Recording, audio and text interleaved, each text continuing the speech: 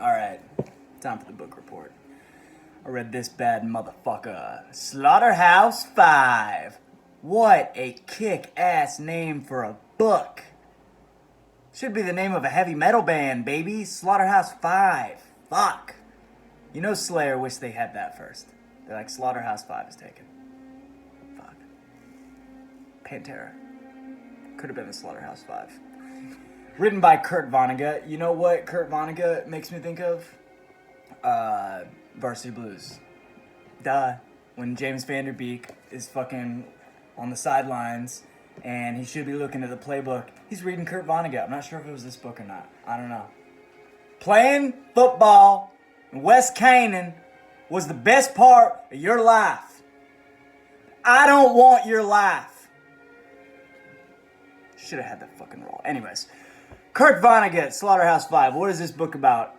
PTSD, baby. Post-traumatic stress dance disorder, dog. Yeah, I had no idea it was a war book. And I don't like war shit a lot. Every time I'm like, oh, I don't like war stuff, I go to see the shit or I watch shit and I end up liking it. Like, Saving Private Ryan is fucking cool. 1917 is pretty good. I don't know. It's a good war book. It's an anti-war book in many ways because of the PTSD. It's written by Kurt Vonnegut, who was in World War II. It's about a guy who's an American soldier who's like, he's a prisoner over in Germany in Dresden during the bombings of Dresden. So he's like a prisoner taken captive by the Germans, and then America bombs this place he's in, and he's retelling this. And then, this motherfucking book is pretty cool. The whole thing's told non-linear. So like, literally, the way it literally, yeah, it is literal because we're talking about a book, motherfucker. So the way the story is told evokes basically like the theme of the book, PTSD, because he's out of time. You know, to him, the main character is like time traveling. He's like going to these different moments. Anyways, the book's pretty kick-ass. Starts off with Kurt Vonnegut being like, yo, most of this has happened. I really was like a prisoner. He's like, I'm going to tell a story about this shit. And one of his friend's wife is like, yo, don't write a book about war that glorifies it.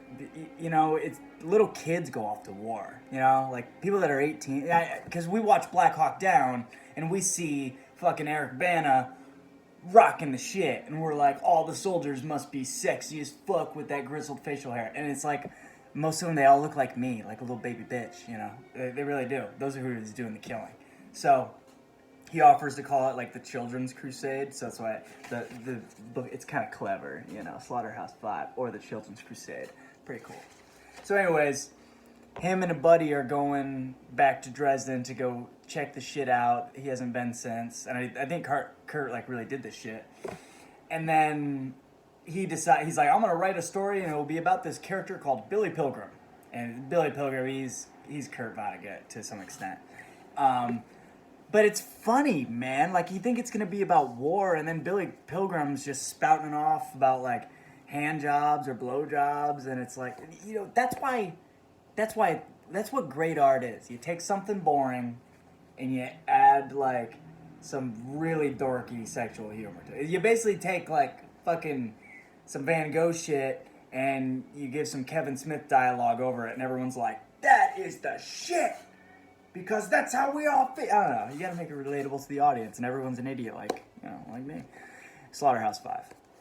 So this book is really fucking wicked. Whenever he's going around in time because he gets abducted by aliens. He said after the war is over, on the night of his daughter's wedding, he's like, I got abducted by these motherfuckers called the Tralfamadorians. I think that's what he says.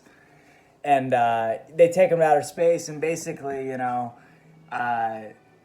like, they tell him, like, he's telling him about all the horrible shit, like, terrible war shit he's seen. It's not good. And they're like, yeah, so it goes.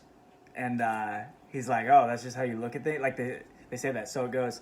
And it's so funny. So the whole rest of the book, every time he mentions death, as he's flashing back or forward, or any mention of death, even like he'll talk about a bug dying or some shit, he'll tag it with, so it goes. He'll be like, oh yeah, 10 years later, that guy died of cancer, so it goes.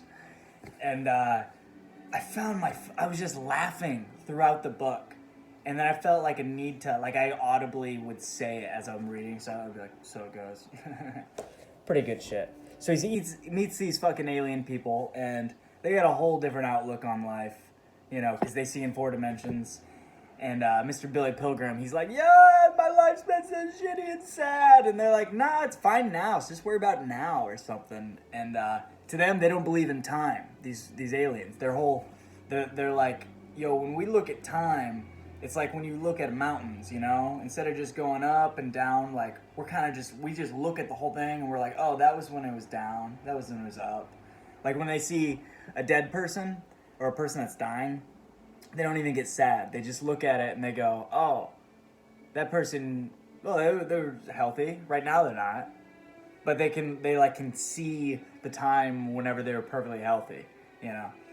And so, I don't know what happens next. He's fucking back and forth. Yeah, he's tripping out. He's taking this perspective, and I don't know. He retells the story because, like, you know, he leaves the war, and when he's not with the fucking aliens, when he's back on Earth, and everyone thinks he's crazy, he'll flash to like beginnings of his childhood to a time he got like really sad when his like dad threw him in the deep end, and like he's talking about his depression with like a therapist, somebody, and he's like, yeah, maybe it's from watching, like, children get boiled in water over in war, or maybe it was that time my dad threw me into the pool.